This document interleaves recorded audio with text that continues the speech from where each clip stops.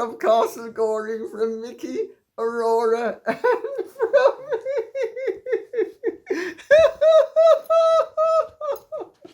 me.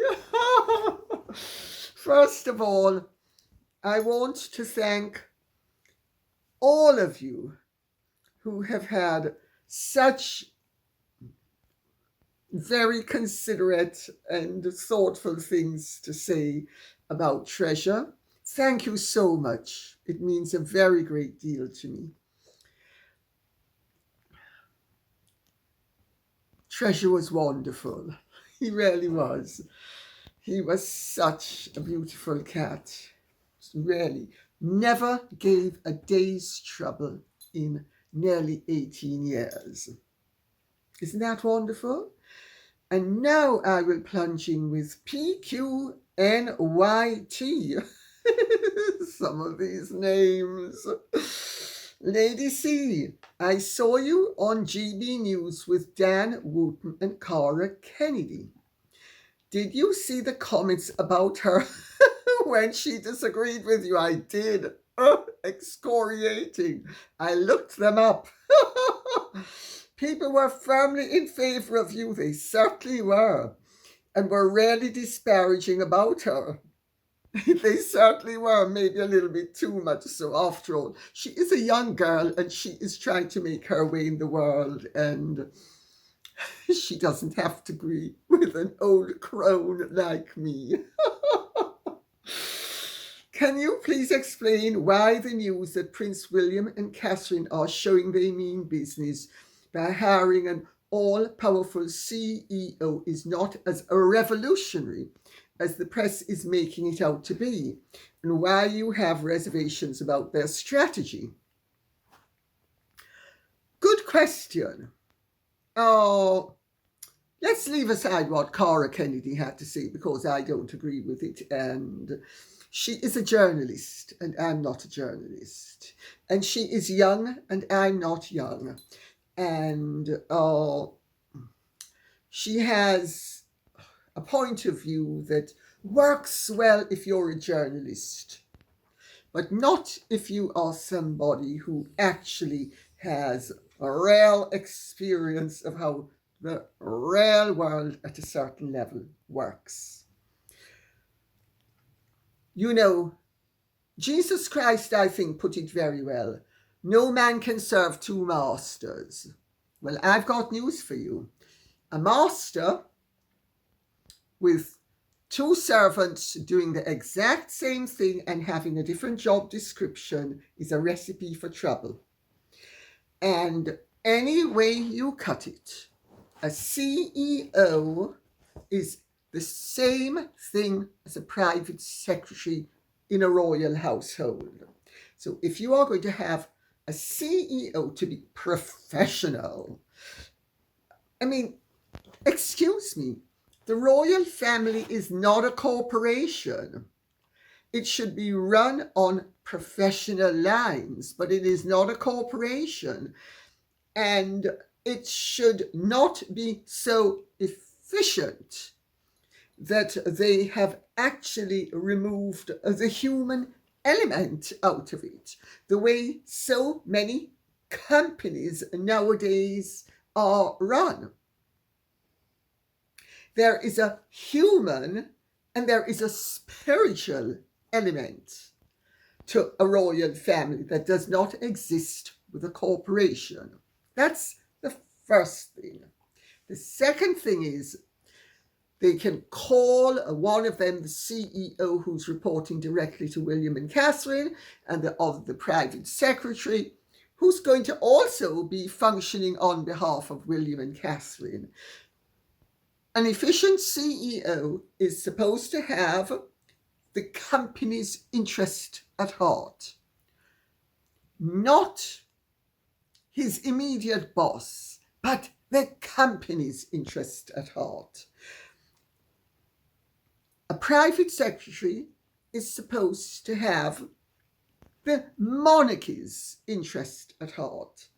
Both of them are supposed to be able to disagree with their employers. Their roles are identical. It's a recipe for disaster. Or, to put it another way, they are going to create a situation where there is going to be competitiveness that is going to turn out to be not in the interests of either the monarchy or them as a couple or as individuals. Wait and see. It's a recipe for disaster. It sounds really sensible, really, and we're with it. We're right there with it. Aren't we just so cool and relevant? And now, let's revisit this issue in 3 years from now. Joanna Ennis says, Dear Lady C, reading all the compassionate and tender messages of condolence to you at your sad loss makes me realize that Meghan will never have such tenderness and genuine love expressed to her on the death of her father. Her values and priorities are completely wrong, and she will never know how true love as you have known. God himself bless and strengthen you at this time of grieving. Thank you very much, Joanna Ennis. And I've read it out because I think there's a spiritual message here. First of all, the genuine outpouring of care and compassion and love has been very moving and really wonderful. Meghan can't have that when her father dies, because Meghan has killed her father while he is alive. And everybody knows it. And I have always said all along, Meghan's greatest error was doing what she did to her father. But, a pig grunts, and a bird flies, and a Meghan Markle markles. Mike Antonio says, these games have been ruined by the press and her PR. The press should be ashamed of giving these two so much advertising. Mike Antonio, I couldn't agree more. I am revolted by the way the press in Britain and in the United States have been reporting on Meghan and Harry's victory at the Invictus Games, completely ignoring what's really going on behind the scenes, completely ignoring the disapproval of the German people, completely ignoring the tremendous empty spaces, completely ignoring that the Invictus Games is not the Harry and Meghan dog and pony show. It is supposed to be for the veterans who have been disabled. They are supposed to be the focus, and they are not the focus. And I understand from people on the ground that the veterans, even when they are tolerant, their families are not. They don't like it. And the German people don't like what's going on either. All this race card playing. And I'll tell you better, more than one person has complained to me about the fact that if you look at every photograph captured of Meghan and Harry together, seated, they are surrounded by black people. Why is this? It's supposed to be an international event. They're playing the race card. They're positioning themselves racially. What on earth do they think they're playing at? Well, I know what they're playing at, and I'll get to that in a while. But, unbelievable. And yes, the press, but the press is a really craven institution in the Anglo-Saxon world. It either pillories the innocent, or then it protects those who should not be protected. Why? Because they need content. Because it's easier for them to run with the PR releases. And there's another aspect as well. As Robert Jobson said to me at San Quentin on the Brompton Road in 1992 when we were having lunch. And he, in those days, if I remember correctly, was the royal correspondent for the Daily Express, which I don't think it was still owned by my sister-in-law's uncle. I think it had been sold. But anyway, Robert and I are old chums, and he's a great guy. And I said to him, Robert, why do you all write such rubbish about Diana when you know the truth? He said, Georgie, if we wrote the truth, people wouldn't like her. And if people don't like her, she's not going to be as valuable a commodity as she is when people like her. Words to that effect he used. That was the message. There's an element of truth to that where the mainstream media are concerned in this country as well as in America. In America, rarely, their PR they're arms of PR agencies. They're extensions of PR agencies. Here, they opt to rip you down having built you up. And at the moment, they are taking the view that they want to be as nice as they can about Meghan in particular, because they want to be able to run and run and run and run and run and run and run and run with the story. So too much truth will ruin things.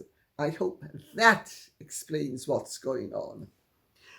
Sharon Rogowski says, I suspect she's American and I have pronounced it in the American way. If it had been Polish, I think it would have been Rogowska. So I hope, Sharon Rogowski, I have not alighted on the wrong pronunciation. The Invictus Games veterans were used for celebrity and positioning. Karma will be a bitch, Harry. Harry and Meghan aren't interested in karma. Harry and Meghan have the souls of newts. They're not interested in karma. They're interested in celebrity, money, and power. Make no mistake about this. This whole performance at Invictus has been a very carefully choreographed dog and pony show. And the dog is barking and the pony is flicking its tail. And yes, it is used for celebrity and positioning. Also money. Kate Orwell says, Meghan has cheapened the Invictus Games. How can anyone applaud her involvement when it is so cringe-worthy? Harry, you fool, you are not worthy of these veterans. It's so sad. I've read that out because these are the sentiments of many, many people. In their thousands on this channel, so you can imagine how many more there are out there. And Ina Soares says, hello, Lady C. Greetings from South Africa. I've got one question. Is it true that Harry met with the NATO leaders at the Invictus? Do you have any information about this? Love your channel and you always look so beautiful. Thank you very much. I suppose for 74 I'm doing all right. Thank you. I have to say, 50 years ago, I'd never have believed that anybody would say the kind things that some of you say. So, anyway, let me just shrink down that head a little bit. Oh, yes. Harry was photographed with some of the big brass. But that's no big deal, let me tell you. In situations like this, remember, this is about the veterans. This is about people who have served their countries and been disabled. And whatever you can say about the Invictus Games, they are a very worthy cause in terms of what they espouse for the veterans. It's a pity that the focus isn't on the veterans and their accomplishments. And the dog and pony are there making a show and an exhibition of themselves. But it's standard fare. You know, I have been to balls and other events where there are army people there, top brass, and if it's a fundraiser or if it's an event that's raising funds for a particular veterans charity, of course they're going to be there. They're there for the cause. They're not there for Harry and Meghan. They would have been there irrespective of whether Harry and Meghan were there. This is a point you need to take on board. Dalen, the angry sauerkraut, says, I love it. We here in Germany do not tolerate insufferable D-grade celebrities. And the celebrities is in quotation marks. We are also not interested in anyone thinking that by playing the race card here in this country will alter the fact that we still do not want attention seeking cheap trollops here, and that we will capitulate by implying that if we don't, we are Nazis. That jibe does not work on us anymore, although it's been one that they've tried to play with. Harry is a real war veteran, whether anybody likes that fact or not, and represents Invictus Games, whether anybody agrees with it or not. And as a German veteran, I say he is welcome, but she is not. Dalen, the angry sauerkraut. I've read it out because so many people from Germany in various ways, shapes and forms have been in touch, pretty much saying, if not exactly that, pretty much that. Nona Knight says, oh, Lady Cianol, the Germans seem to be waking up. And good. Then, King Wilhelm of the Netherlands already banned them from his palace and buildings last year. A subtle hint to our royalty, do you think? But not taken by Meghan Markle? My dear, if you clubbed that witch beginning with a B over her head, the club, even if it were made of cement, would bounce off. So resistant is she to hints. This is a carefully calibrated show to introduce her professionally. Wait for it, it's coming in terms of merchandising, commercialism, etc. But I'm going to get to that in a second. So she doesn't care what the Dutch king or the German people think. You notice there have been boos that have been suppressed and totally ignored. And the empty seats are totally ignored. The gaps are ignored. Every picture is cropped so it looks as if the few people around them are representative of the many who don't exist.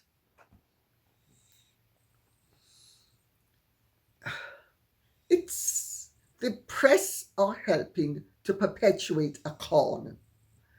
I think from the point of view of the veterans, it's wonderful if the Invictus Games has interest and can be regarded as a success.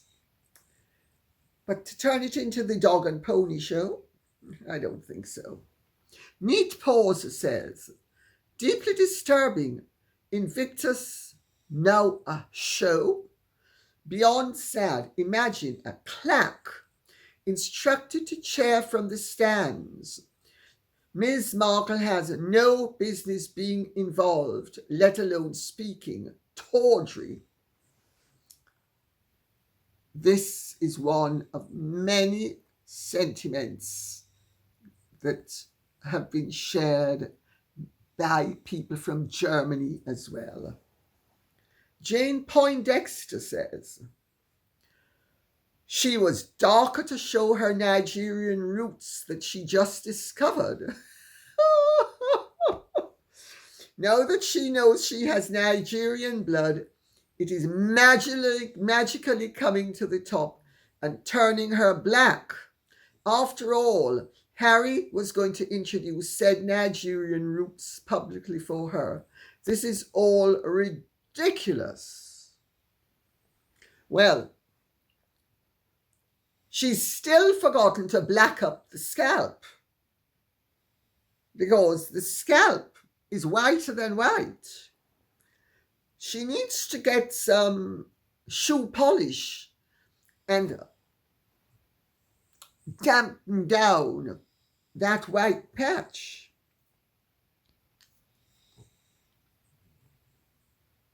I yesterday here had a tea party for a very interesting group of ladies, one of whom was Nigerian. And you should have heard the things she had to say about Meghan and how she and people in Nigeria resent Meghan appropriating their nationality. Because aside from the scammers in Nigeria, nobody else admires what Meghan represents. Millie W. says, I know I'm late to the party here, and no one's going to see this, but what they're letting go on with these two is disgusting. I am appalled, really. I've just seen a picture of Meghan Markle in front of the veterans, like she's leading them, and I truly hope that's fake. Who is she to be leading anyone, let alone our veterans? Who let that happen? Harry let that happen. And she let that happen. She arrived. I've arrived. I'm here. Let the party begin. It's all about me. And to make sure that it's all about me, I'm going to change my outfits 3 and 4 times a day every day. And I'm going to wear everything inappropriate that I can. Short shorts and to show my chicken foot and marga leg. And I'm going to just let everybody know that I have arriven. I've not even arrived. I have arriven. And I've got to change 3 and 4 times a day. And just in case you think that I'm not listening to the criticism from the last time when I had to show everybody how classy I am, that I had to wear couture, nothing but couture, none of which fit me properly, but now I'm ready to wear mixed with couture. Yeah. J. Crew, it's Zara. I mean, did you check me out in that Zara shorts jumpsuit with that jacket that's the same length as my shorts? And did you check out my fabulous long legs? I mean, my legs are just fabulous. You know, I was a supermodel and I have the most divine legs on earth. I mean, have you ever seen legs that are so long? And I mean, they're so shapeless and they're so skinny. I mean, gosh, a turkey would envy them, much less a chicken. Anyway, to continue.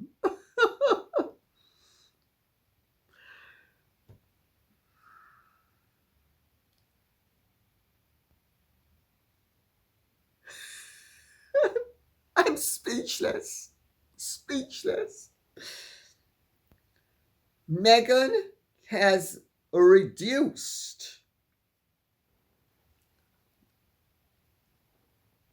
the Invictus Games to an introductory segment of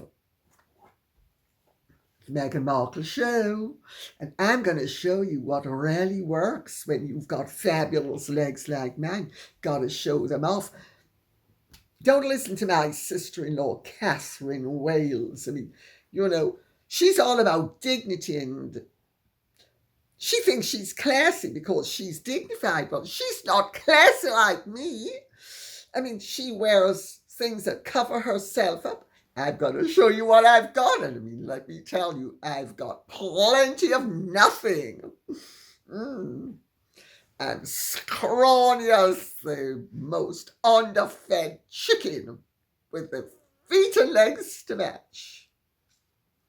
Well, the Telegraph did a very interesting piece on Meghan, and they quoted somebody called Mary Robinson, who is, according to them, the fashion sleuth behind Meghan's Closet Chronicles, which tracks every garment the Duchess of Sussex wears for some 42,000 followers. Well, that's not very many, considering she's the Duchess of Sussex, who's such a fabulous star. I mean, she has fewer followers than I do, and I'm not a big star like Megsie Baby.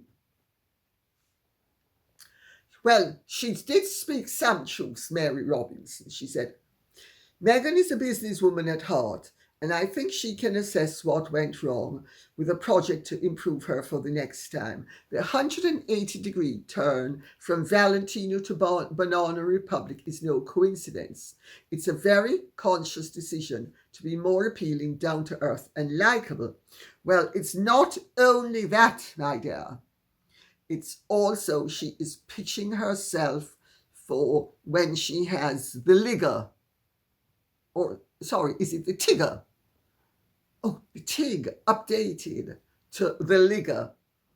You know what a Ligger is, don't you? A Ligger is somebody who knows how to hustle their buns. And let me tell you, nobody knows how to hustle their buns better than me. I can hustle my buns like you can't believe. Don't take my word for it. Ask any of the many men who have given me a helping hand. on my way up the ladder as I've scaled it to the top. And having reached the top, since I didn't know how to behave, I've been climbing down ever since. It is, the whole thing is a carefully calibrated and orchestrated show using the Invictus Games as their platform. So on Thursday evening, you had Harry and Meghan in yet another outfit. I mean, did the Duchess of Kent keep on changing outfits when she used to look at tennis? Does Catherine? Does Princess Anne? No, nobody does, but Meg's baby does. Well, they went out for Harry's birthday and they went to a restaurant, and Harry had 6 small bears while Meghan had 1. I thought Harry had a drinking problem, and I thought Meghan also doesn't really over imbibe. I feel a cold coming on. Sniffle, sniffle. Well, one thing's for sure, he's on the sauce. 6 small bears. Do you know the size of a bear in Germany? Small bears. Like, they'd like you to believe it's 6 thimbles full? I don't think so. Gail Ann says, Harry and Meghan are actively filming a reality Netflix show in the middle of a Hollywood strike. They are crossing the picket line of writers and actors and exploiting disabled vets and their families by having them provide the roles and content that actors and writers cannot fill. The Netflix show they produce should be boycotted, as well as any of the clothing and products she is shamelessly merching. They are acting as union-busting scabs. Gaylan, you're one of many people who has made that point. And Starry Night says, Dear Lady Campbell, are Invictus tied in with Netflix, or are they allowed to invite other companies in to film Invictus? Netflix is making a pig's ear of the charity's reputation, as are Harry and Meghan. So much so, I'm wondering how much are they actually benefiting the veterans and their families? Well, the reality, my dear, is as long as the veterans have a platform upon which they can perform, and the games continue with them performing, it's worthwhile from their point of view. The fact that Harry and Meghan have hijacked the games will not ultimately, except in terms of disapproval from the participants, alter the fact that the games are still proceeding. And I would actually submit better the Invictus Games with the dog and pony show than no Invictus Games.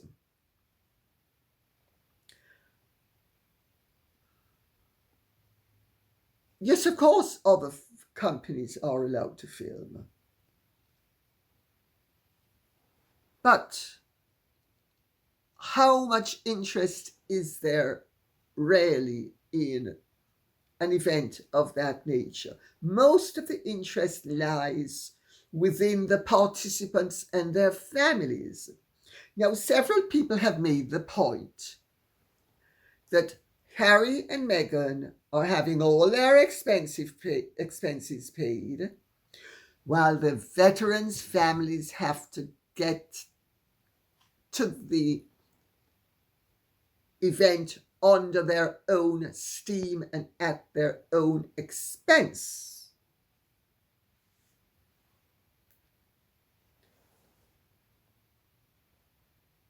surely the veterans' families are the ones who should be subsidized, and Harry and Meghan should be the ones doing the subsidizing of their own expenses. But what has been really interesting has been to see how this whole scenario has unraveled, from Meghan refusing to come initially, Meghan's demands not being met, Meghan not coming initially, using her unreasonable demands as an excuse that is then, will I show? Am I going to show up or not? I better create a mystery. And then say, oh, well, actually, I had to stop for milkshakes for the kids and my little ones, milkshakes for a 2 and a 4-year-old. Can you believe it? I mean, are we dumb? Well, she thinks we are. Or then she's really dumb to come up with cock and bull stories like that. But the fact of the matter is that as long as the veterans benefit, it's worthwhile.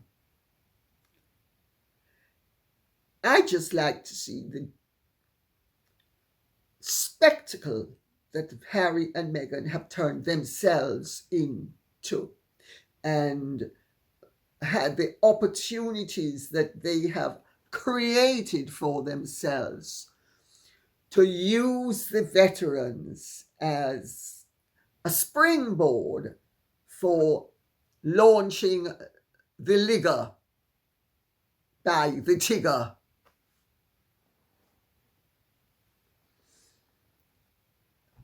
I'd like to see a bit more cleanliness. But this, of course, is what happens when you have a crass opportunist and a crass opportunistic enabler without the controls of the royal family. Danielle Sim says, hello, Lady C. Do you think there is a connection with the way Meghan and Harry try to control the media and the way Hitler did?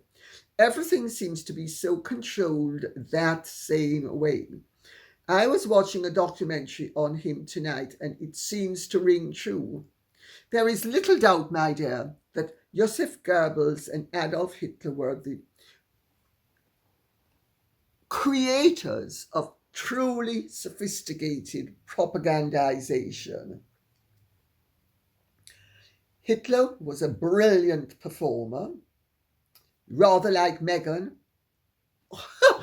I'm so enthusiastic. I'm just over the top at all times. It's drama, and I'm creating drama. Oh, sorry, with Meghan, it's the hands. But with Hitler, it wasn't. Hitler was a very controlled hysteric. Meghan is a very uncontrolled hysteric, except, of course, that she's totally in control of what she's saying, except she's not in control of the truth, because that just gets batted away along with all the other rubbish that's inconvenient. That's the words just pop into my mind, out they come out of my mouth. Oh, sorry. Oh, did I say mouth? I think maybe what passes for a mouth with her is the orifice upon which I am sitting at the moment. And yes, there are tremendous parallels, and this is one of the dangers, because Harry and Meghan are trying to shut down free speech in the Western world. Harry with the Aspen Institute, and Meghan just generally, are trying to deprive you and me and everybody else of the right to say anything they don't want to hear. Is that Hitlerian? Is the Pope Catholic? Is the chief rabbi Jewish? Are Harry and Meghan malevolent? Linda Davies says, I find it difficult to believe that Harry does not see he has always been a pawn in her chess game. Does he have a single brain cell? I understand that his brain cell is actually about 6.5 or 7 inches long.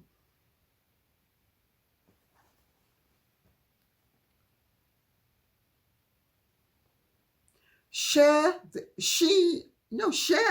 Unlimited says, Harry needs Meghan to sustain his addiction to anger, resentment, and paranoia. Meghan needs Harry to sustain her addiction to fame. Love? Yeah, sure. My dear, share the Unlimited. You have forgotten one or two things. Their addiction to attention, their addiction to money. Well, her addiction to money. But you're absolutely right. It is a symbiotic relationship. It is a parasite and surface. Let's put it that way.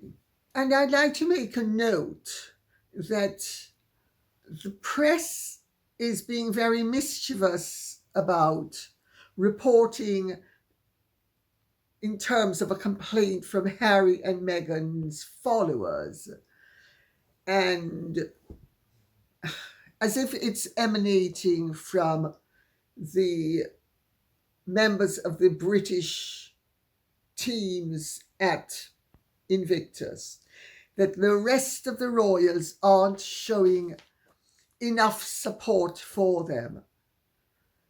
I mean, I've never heard such rubbish in my life. One royal never treads on the territory of another royal. If it's your charity, they have hands off with regards to it. So the complaints that the press have been running with, that the rest of the royals aren't showing Harry and Meghan and Invictus the support that Harry and Meghan would like and their followers would like them to display. They're not supposed to display such interest. It's called trespassing on someone else's property. It couldn't be simpler. It's just not done. Will Harry and Meghan and their supporters ever give us a break from the constant complaints, most of which have no justification whatsoever? And when the few that have a minuscule amount or a sliver of justification, it is dramatized. My God, we've just made a mountain out of a molehill. Oh, hysteria reigns supreme.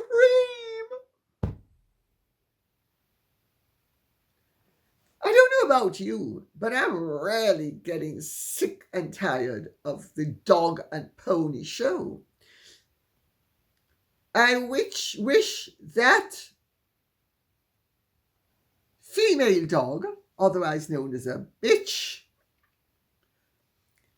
and her mule with the tail would just flick their switches elsewhere.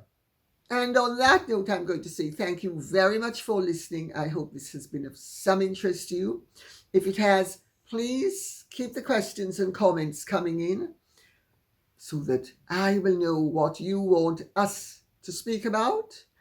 And take care. Have a good weekend. Godspeed. And if you have really enjoyed this, please like, share, subscribe, press the notification bell, and goodbye.